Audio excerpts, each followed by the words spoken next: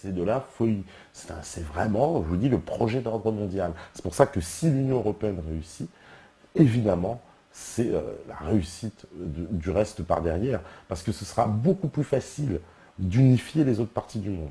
Hein. Les autres parties du monde, en particulier, on a le cas de l'Afrique et de l'Amérique du Sud, où il y a une unité linguistique qui facilite grandement cette intégration continentale. Contrairement à l'Union européenne, où justement il y avait une difficulté, puisque ce sont des pays, au contraire, qui sont séparés linguistiquement, culturellement, hein, et de façon très marquée. Alors, il y a Baptiste 64, petite question, alors là vous voulez dériver, bon bah on dérive. Une petite question, que penses-tu des révélations de Louis d'Alencourt qui est venu à Méta TV récemment? Bah moi j'ai suivi cette émission avec attention, il a parlé de pas mal de choses. Je l'ai plutôt repris sur certaines choses, j'étais pas d'accord parce que je trouve qu'il n'a pas assez démontré. D'ailleurs, on va le réinviter. Quand il reviendra, on lui demandera de démontrer beaucoup plus, d'apporter les preuves. Parce qu'on ne peut pas balancer comme ça, en fait, certaines affirmations. Moi, j'ai trouvé très intéressant, hein, tout ce dont il parle, c'est des choses, moi, là, l'eschatologie chrétienne, etc. C'est très, très, très, très intéressant, la numérologie. On tombe comme ça, vous savez, dans ces domaines un peu mystiques. Moi, j'aime beaucoup.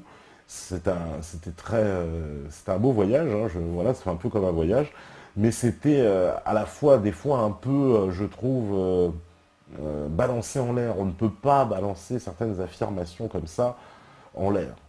Ça a mon sens. Il faut prouver. D'ailleurs, je l'avais demandé avant, mais lui, il avait ramené du papier. Alors, je lui ai dit qu'il fallait ramener des documents plutôt sous forme numérique pour montrer à l'écran. C'est-à-dire, même quand on sort une citation, c'est beaucoup mieux de la voir sous les yeux et de donner les références et les sources.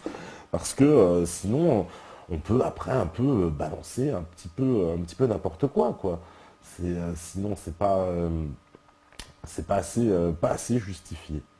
Alors, je pense que Poutine reprendra la partie Est sans provoquer l'Ouest, là, sur l'Ukraine. Oui, on revient sur l'Ukraine, c'est Pelot qui nous dit ça. Euh, ouais, bah, j'espère bien, mais ou peut-être, comme on nous a dit tout à l'heure, qu'il va garder la Crimée. Il va se contenter de la Crimée. On va voir comment ça évolue, cette histoire. Puis on parle de l'Ukraine, mais c'est la grosse misère en Espagne. À la moindre manif, le peuple se fait taper sur la gueule par la Guardia Civile. Tu m'étonnes, Ozzy. Et c'est une situation effectivement catastrophique en Espagne, avec une police autoritaire. C'est le vrai visage de l'Union européenne, parce que maintenant, pour conserver le système en place, on est passé au stade de la violence. Il n'y aura plus, vous savez, le stade du dialogue, le stade où oui, on va commencer à les uns les autres pouvoir voilà, j'ai envie de dire, se targuer hein, de pouvoir, comme ça, aller provoquer les autorités. Ça va être de plus en plus violent. Il va y avoir une violence extrême, extrême. C'est évident. Pour garder le système en place, je vois pas comment le système maintenant ne peut se conserver que par la violence. Parce qu'il y a un état de conscience suffisamment important, d'une part suffisamment importante de la population, pour ne plus accepter le système tel qu'il est. Et donc, si cette part très importante, maintenant, qui est en train de grossir, c'est exponentiel, hein, en plus, dire, c'est vraiment chaque année les rangs grossissent, si j'ose dire. Et donc, à un moment donné, on atteint comme une masse critique qui, de toute façon, fait basculer les choses. Mais j'en suis convaincu. Et le système, lui, a parfaitement conscience de cette masse critique. Et la seule réponse, au stade maintenant où on est arrivé, c'est la violence. Il n'y aura pas, il n'y a pas d'autre solution pour le système. C'est de conserver, de se maintenir par la violence. Violence qui risque de s'accentuer.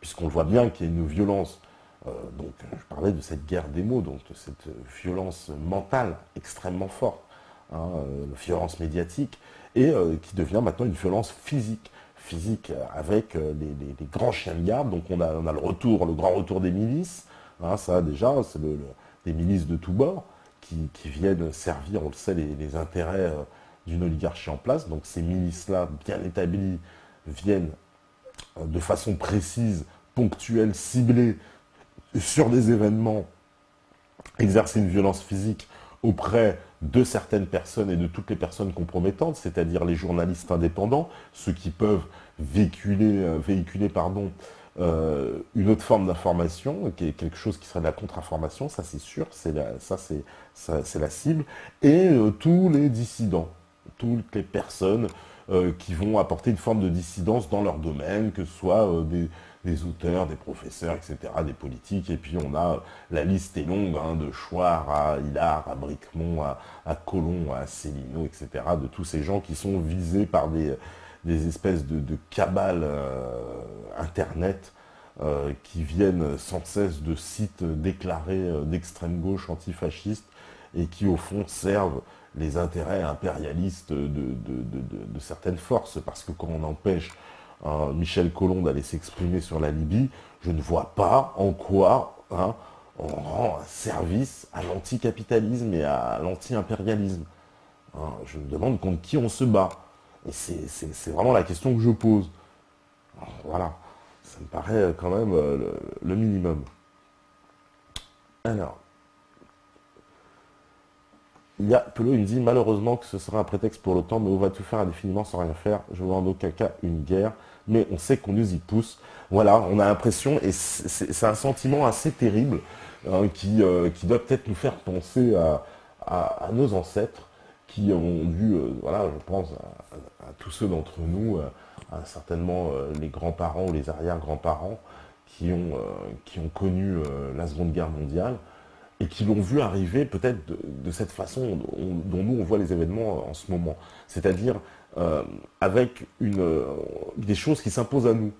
On a l'impression de sentir une guerre qui s'impose à nous et personne n'en veut vraiment, on en comprend les causes, et on voit bien que ça s'impose à nous. Et que ça s'impose de façon, vous savez, voilà, de façon à ce que ça nous laisse presque impuissants. Parce que dans une guerre, on voit, à la fin, il y aura deux camps. Il faudra encore choisir un camp, mais il n'y aura plus le troisième camp. Et on voit bien que tout ça s'impose à nous, j'ai envie de dire, contre nous-mêmes. C'est complètement dingue, c'est complètement dingue. C'est complètement dingue. Les Américains sont ruinés, mais ils continuent à parader aux côtés du quatre coins du monde sur notre dos. Oui, c'est tout à fait.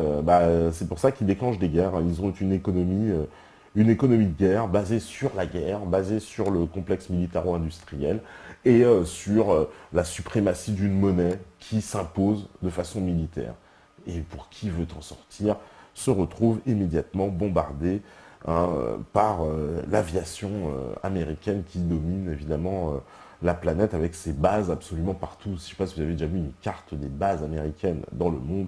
C'est hallucinant, ils ont des bases absolument partout sur toute la planète, un déploiement de forces spéciales dans tous les pays. Enfin, c'est une vision militariste des choses telle que la planète ne l'avait jamais connue. L'OTAN a toujours été un moyen de maintenir les soviétiques. Aujourd'hui, tout est effondré, mais la guerre froide continue avec un degré moins important. La Turquie a été ajoutée à l'OTAN en 1952. C'est sûrement le pays le plus stratégique car il contrôle le détroit du Bosphore, ce qui empêche l'accès aux Russes en Méditerranée en temps de guerre. L'Ukraine est le prochain pion, tout aussi important que la Turquie. C'est Yann qui nous dit ça. Et je pense qu'il a parfaitement raison. Dans la géostratégie, on a intégré la Turquie à l'OTAN. Et c'était très stratégique, évidemment. C'était une pièce maîtresse, si j'ose dire, de la stratégie américaine. Parce que cet accès, évidemment, leur donne un accès privilégié.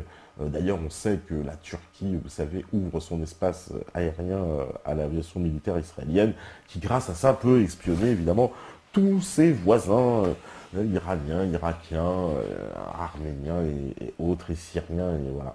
Et donc, la Turquie a une place, évidemment, d'une géostratégie ultra importante. C'est un pion, effectivement, maître dans le jeu de l'échiquier américain.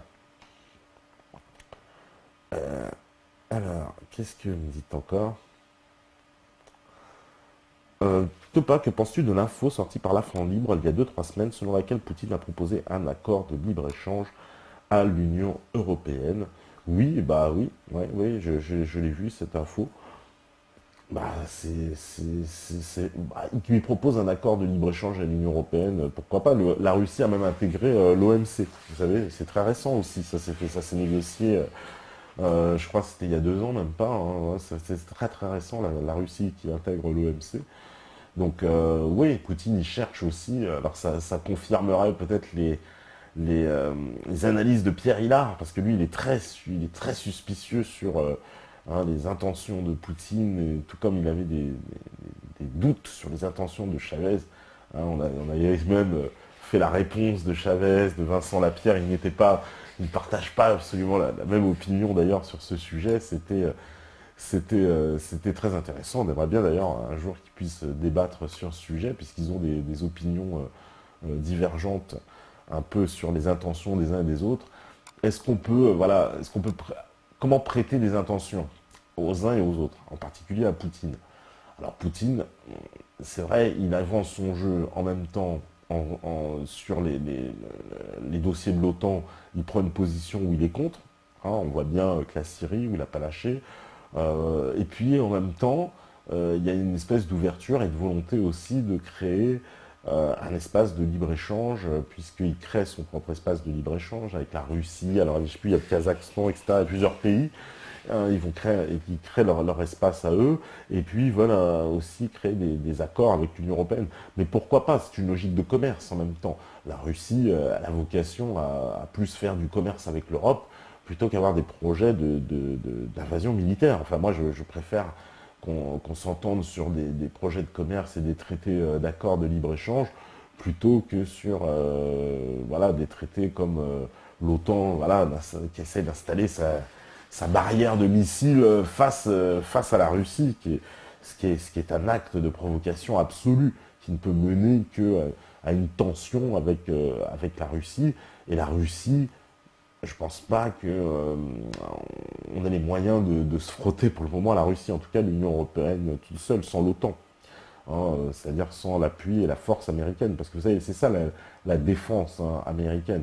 La défense américaine, elle a fait en sorte que toutes les armées européennes soient complètement démantelées pour qu'elles deviennent dépendantes de cette défense américaine. Et actuellement, par exemple, la France serait incapable de mener une véritable opération militaire sans l'OTAN et sans l'appui logistique américain. Il faut le savoir que même pour emmener des troupes en Centrafrique, on a dû utiliser des avions américains, etc. On n'a plus d'avions, on n'a plus rien. Il faut comprendre l'état de l'armée française, c'est dramatique, je vous assure. Il faut vraiment, un jour d'ailleurs, on aura, j'espère, des militaires, il y en a beaucoup qui nous regardent d'ailleurs, des militaires, qui nous ont contactés et qui sont très, très remontés contre la politique qui est menée dans l'armée, avec le démantèlement de l'armée française, démantèlement programmé, démantèlement qui s'inscrit totalement dans la stratégie des chaînes, vous savez, pour l'idée du stratagème des chaînes,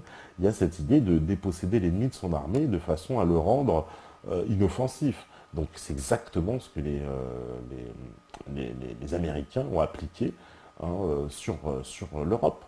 Aujourd'hui, il n'y a plus d'armée véritablement européenne qui ne puisse se défendre sans le parapluie, comme on l'appelle, américain. C'est pas possible. Et tout a été fait pour. C'est bien prémédité, c'est par hasard. Tout ça n'est certainement pas le hasard. Alors, qu'est-ce que vous dites? Ils veulent détruire par avance le retour de l'axe grand continental eurasiatique Paris-Berlin-Moscou. Benajan vous l'a bien dit, c'est facho, c'est la quatrième théorie politique, le racisme. Voilà un début de réponse pour la dissidence. Ouais, c'est une vision, mon cher Nasrallah. Oui, l'axe Paris-Berlin-Moscou, un axe qui pourrait les déstabiliser. Mais vous savez, moi, j'ai pas très confiance aux Allemands, au sens où les Allemands, comme disait De Gaulle, je pense ils nous font toujours un coup de jarnac, ils lui ont fait un coup de jarnac. Je ne sais pas si on pourra avoir confiance vraiment aux Allemands. Finalement, les Allemands se sentent plus proches du monde anglo-saxon que du monde francophone. Vous voyez, on a un logiciel de culture absolument différent du monde germanique, qui se sent plus proche, à mon avis, du monde anglo-saxon. D'ailleurs, on parle d'anglo-saxon, quoi. On parle bien d'anglo et de saxon, donc la Saxe, les Allemands. Donc les Allemands sont bien plus proches de ces... Voilà, ils appartiennent à cette communauté anglo-saxonne, alors que pour moi, la France, définitivement, appartient une communauté beaucoup plus latine. Hein, même si on a une position d'être, j'ai envie de dire, les latins du Nord, donc un peu moins bordélique que les latins du Sud. Là, j'ai tous les Italiens et les Portugais sur le dos. Voilà. Alors, qu'est-ce qu'on me dit? La Russie n'a pas le choix. Quand la bête t'attaque, si tu restes dans la défense, tu perds. Tu dois contre-attaquer. Le combat qui s'engage est à mort. Et ouais, il faut bien que la Russie, ouais, voilà, elle se défende. Hein, puisqu'il y a certains pays qui ont des droits sacrés à se défendre. Hein, on ne cesse de nous le marteler, hein, le droit à se défendre de certains pays. Et la Russie aussi a bien le droit de se défendre. D'ailleurs, Poutine se défend plutôt pas mal. Pas à terme la signature d'un accord avec l'UE, puis le marché transatlantique et transpacifique. Ainsi, on aura un marché commun allant du Mexique aux Philippines, confirmant, comme tu le dis, les analyses de Monsieur Hilar. C'est Zarma qui nous dit ça. Ah bah à terme, voilà, donc il aura quelque part cédé un nouvel ordre mondial, aux sirènes du nouvel ordre mondial. Est-ce qu'il est bien inéluctable alors, faut croire, hein, parce que là il nous entraîne, hein, vous avez vu, on est tous entraînés dans ce grand marché, effectivement, dans cette fusion. Personne ne veut y aller, personne ne l'a demandé, et pourtant ça s'impose à nous. Comme quoi, vous voyez que l'histoire des choses est beaucoup plus complexe, parce que on sent bien qu'il n'y a pas de, il n'y a pas une volonté populaire majoritaire d'aller vers ce grand ensemble. Et pourtant, on s'y dirige. Hein, on y va vraiment, mais direct, quoi. Hein, on y va tous droit dans le mur, si j'ai envie de dire. Hein, c'est clair. Alors, il faut juger les présidents et les gens en général sur leurs actions. Est-ce que le peuple vénézuélien se porte mieux grâce à l'action de leur président? Oui, tu donnes la réponse. Et effectivement, on peut dire oui, parce que les Vénézuéliens se portent bien mieux depuis Chavez, et les Russes se portent mieux depuis aussi Poutine. Et il faut le dire que Poutine a ramené quand même une forme de panache, une forme de fierté. Il a redonné une dignité aux Russes. Hein, parce qu'après la guerre froide, après les années 90, les Russes, ils étaient à plat, ils étaient à néant. Hein, les États-Unis pensaient, ça y est, on a gagné. Hein, d'ailleurs, ils le pensent, que ce monde voilà, uni, polaire dont on nous a parlé, voilà, c'est un peu ça. C'est-à-dire, ils pensent, nous avons gagné, il n'y a plus d'idéologie, effectivement, pour nous contrer. Même le communisme à la chinoise, aujourd'hui, on a bien, ça tourne presque à la blague, quoi. C'est-à-dire, enfin, la blague, pour un occidental, parce qu'il faut bien comprendre, et ça c'est vrai d'un point de vue d'un Chinois, que le communisme chinois, lui, il est plutôt positif, puisqu'il a ramené justement l'économie de marché, il a réussi, etc. Donc ce système, pour une partie en tout cas de la classe chinoise, pas l'ensemble, parce qu'il y a un prolétariat depuis qui est né en Chine, et ce prolétariat, on le sait, ne cesse d'avoir des revendications sociales. D'ailleurs, ce qui fait que la Chine deviendra un pays de moins en moins attractif, hein, au sens de la manœuvre. Déjà, on a commencé à délocaliser, puisqu'aujourd'hui on fabrique, vous savez très bien, on va au Vietnam, au Cambodge, aux Philippines, etc. On va dans la périphérie encore de la Chine, parce que la Chine devient même trop chère, vous imaginez donc, puisque il y a eu l'émergence d'une classe moyenne qui revendique de plus en plus de droits sociaux, de droits économiques, et finira par revendiquer certains droits politiques, ça me paraît évident. Mais dans l'ensemble, il n'y a pas de renversement du système, puisque le système produit de la richesse, et tant que cette classe moyenne émergera comme ça en Chine, non, le communisme aura encore de beaux jours, en tout cas sous sa forme chinoise devant lui. Hein. Ça me paraît évident. Alors, qu'est-ce que vous me dites encore? Ouais. Il ne faut pas oublier les fortunes dépensées pour la l'éducation de divers Antonov qui sont beaucoup plus pratiques que les C-130 américains pour le transport de matériel. Oui, on dépense plein d'argent. En plus, oui, on va louer des avions un peu partout. C'est ce qu'on parlait de l'armée. Oui. On va louer des transports de troupes, mais je trouve ça quand même assez affligeant pour une puissance comme la France de devoir louer des avions à l'armée américaine ou aux Russes parce qu'on n'a pas les moyens de nous-mêmes transporter nos troupes.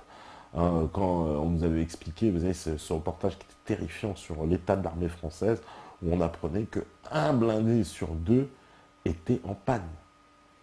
Un blindé sur deux. Et il y avait un avion sur trois, quelque chose comme ça. Enfin, c'était des chiffres absolument hallucinants. Vous ne pouvez pas croire que c'était comme ça. L'état de l'armée française, il était absolument incroyable. Vous savez, dans les casernes, hein, il n'y a plus rien. Hein, on n'a plus rien. Hein, Hollande fait même retirer les balles des militaires lorsqu'il y a des représentations, pour vous dire à quel point il a confiance. Il a, il a même peur du coup d'État. Vous vous rendez compte, la France, on en est arrivé au stade, on se moquait, hein, je me rappelle, hein, il y a une quinzaine, vingtaine d'années de tous les pays africains et des coups d'État et de ce genre de réaction qu'on attribuait au président et aux dictateurs africains, hein, de faire retirer les balles de sa propre armée, et puis on s'en moquait. Hein, et on en est à ce stade-là. Hein. Alors il faudrait que qu'on réfléchisse un peu sur l'état vraiment de nos institutions politiques. Hein. C'est clair et net. Alors, pourquoi ne pas inviter des gens de la société civile, des gens peu connus mais qui ont des choses à dire et sont représentatifs d'un corps de métier, par exemple les sages-femmes en colère, etc. Mais nous le faisons et si vous avez c'est Victor Dum. Nous le faisons et s'il y a des propositions, bah, elles sont les bienvenues. On est prêt évidemment à inviter des gens de la société civile, on l'a déjà fait, on a invité pas mal de gens pour défendre certains sujets, pour même parler d'histoire, pour parler de... On est très très éclectique je pense et assez ouvert sur ce côté-là et vos propositions sont les bienvenues, mais surtout voilà, si vous avez des gens avec qui nous mettre en contact directement, c'est d'autant plus rapide et d'autant plus facile. Voilà. Alors, Israël est l'allié des Saoudiens, vu les dernières attaques aux frontières de la Syrie et du Liban. Ah bah oui, ça on le savait, les musulmans sionistes hein, de, de Jeddah et de Médine, qui ne cessent d'attaquer leurs frères alliés donc à Israël. Bon, c'est complètement paradoxal, mais bon, ça confirme un petit peu ce qu'on nous explique depuis longtemps. Alors, ne me dites pas, que penses-tu du survivalisme, toi, personnellement? Bah, le survivalisme, il y a une forme de chose qui est assez intéressante parce que ce qui est décrit, en tout cas, d'un effondrement économique général et d'une crise majeure, j'ai presque l'impression que c'est vous savez, c'est prophétie autoréalisatrice. On y pense tellement tous que de toute façon, ça va finir par se réaliser. Et peut-être que c'est l'analyse de qu'on porte sur le monde qui nous fait penser que de toute façon, ça ne pourra pas continuer comme ça de vita aeternam, mais qu'il va bien falloir que tout ça s'arrête, parce que cette machine est folle. Et donc, quelque part, il y a une chose sensée à penser en survivaliste. Ce qui me dérange un peu, maintenant, dans ce courant qui s'est installé de survivalisme, c'est qu'on fait beaucoup d'argent, je trouve, sur le dos des gens. Et ça me dérange un peu ce principe marketing sans cesse, puisqu'on parle de survivalisme, on prétend à la survie des gens, on commence par leur ponctionner leur portefeuille, quoi. En leur expliquant demain vous aurez plus d'argent. Alors commencez par me le donner. Ça me dérange. Ça me dérange un peu, en tout cas, sur le, la récupération qu'en est faite par certaines personnes, quoi, et qui font beaucoup d'argent autour de cette idée de survivalisme. Seulement, l'idée en soi est assez alléchante et très intéressante, le fait de se dire qu'on va pouvoir vivre, oui, par exemple dans une base, vous savez, les bases autonomes durables, etc. Oui, c'est assez intéressant. En tout cas, c'est un concept qui se développe dans pas mal de pays et qui est intéressant du point de vue de la résistance, je trouve, et du point de vue de couper, de rompre définitivement avec le monde économique et finalement les tyrannies de la société, puisque si vous n'avez plus de compte bancaire, vous n'êtes plus attaché, voilà, vous n'avez plus de ces attaches-là à la société, vous vivez en autarcie, en autonomie totale, vous gagnez votre liberté quelque part. Moi, je le pense sincèrement. Mais ils vont tout faire pour aussi, si ça prend trop d'importance, arrêter ce mouvement, nous expliquer qu'on n'a pas le droit, vous savez, vous n'avez pas le droit de faire votre essence, votre truc, vous n'aurez plus le droit de cuisiner ou de jardiner bientôt, hein. Vous n'avez déjà plus le droit de mettre du bois dans la cheminée. Euh, alors, selon ton propre avis, une troisième guerre mondiale va-t-elle avoir lieu et pourra-t-on stopper le nom euh, en fin de compte, oui ou non, et comment? C'est nos limites. Bah, malheureusement, je ne sais pas. Est-ce qu'il y aura une troisième guerre mondiale? Je l'espère pas. Mais il semble qu'ils mettent tous les éléments, en tout cas, en place pour nous amener, en tout cas, dans un conflit majeur, dans une confrontation générale. Ça paraît évident, hein, tous les analystes nous l'ont expliqué, mais tous les éléments viennent le corroborer chaque jour, hein, j'ai envie de dire. On est en plus dans une forme assez mystique des choses où toutes les prophéties religieuses semblent s'accomplir une par une. hein, c'est-à-dire dans des termes, voilà, après, comprenne qui voudra, parce que hein, si on n'est pas sensible à effectivement les formes d'eschatologie chrétienne ou islamique, ça ne peut pas nous toucher.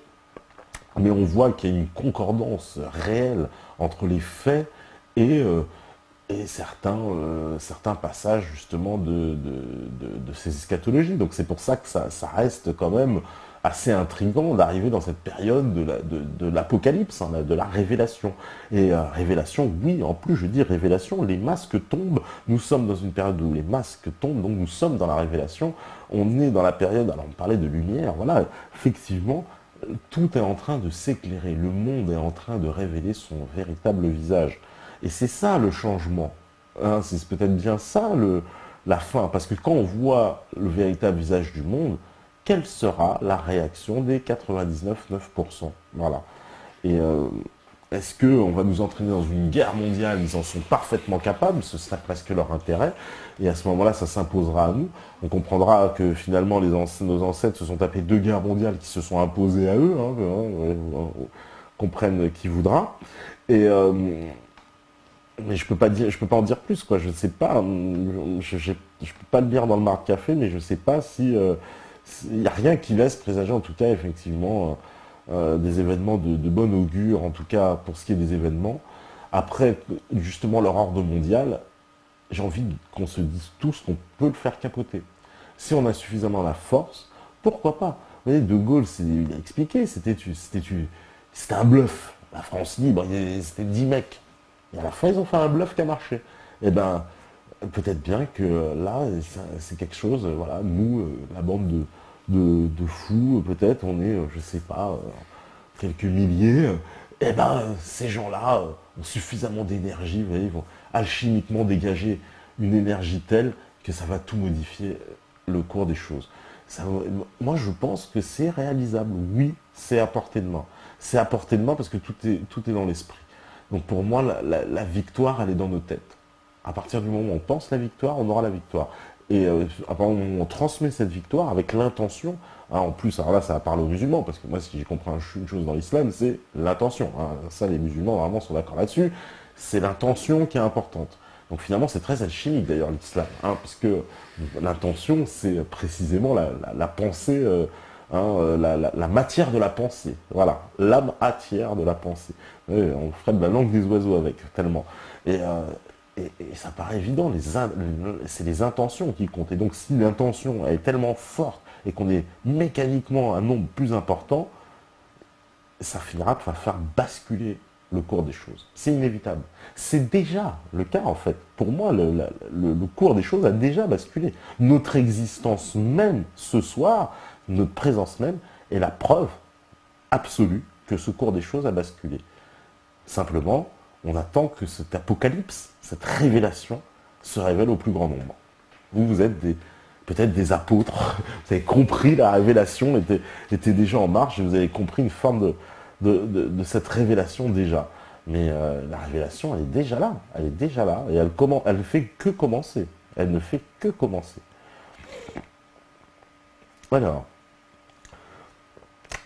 Alors, pour répondre à la judicieuse analyse, pourquoi restons-nous les bras croisés alors que la théorie du genre est un gros crachin sur notre face?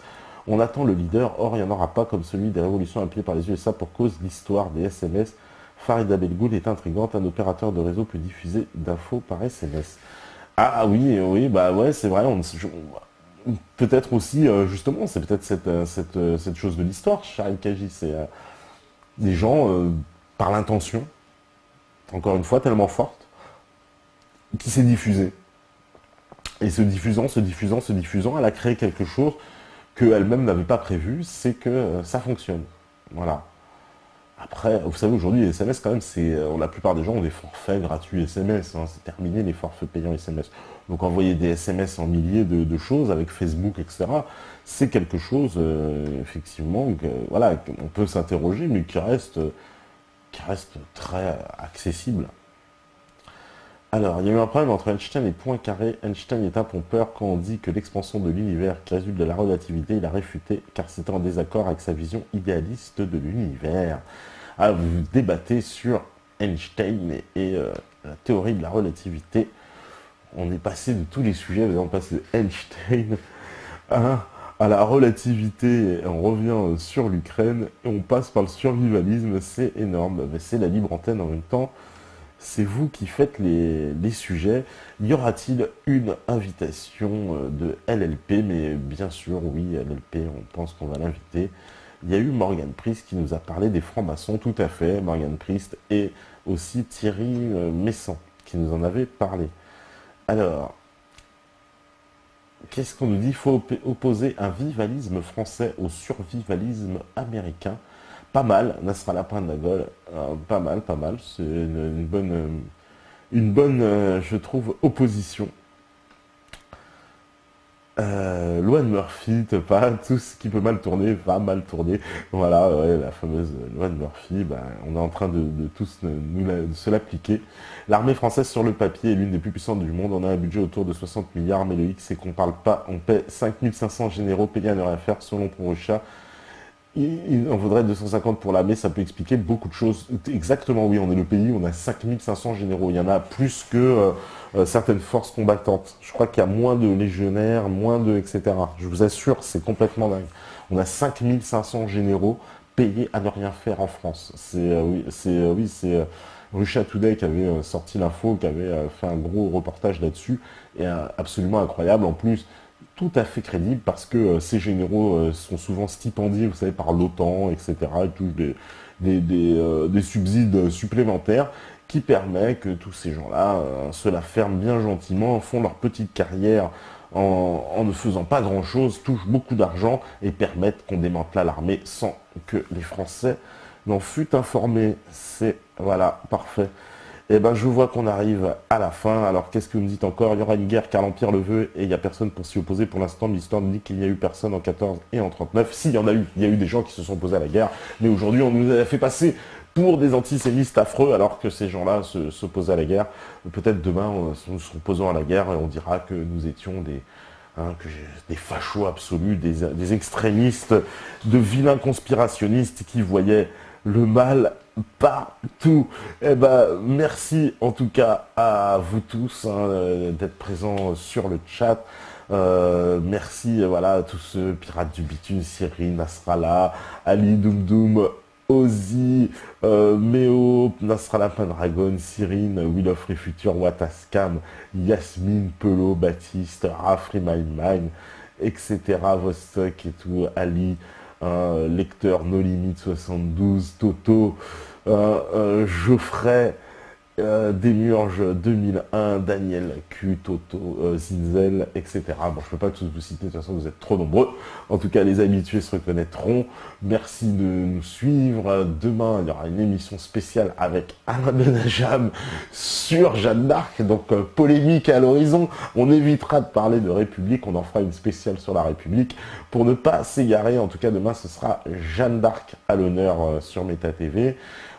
Pour vendredi, nous aurons El Gaouli. Voilà, donc gros programme encore qui continue. Merci à vous d'être fidèles. Merci à tous. Merci à Mikey, à Nico, à la régie. Un petit coucou à Steph. J'ai vu que tu tradais sur le chat. Et voilà, on vous fait plein de bonnes vibrations pour ne pas dire good vibes. À demain. Ciao, ciao. À vous, la régie.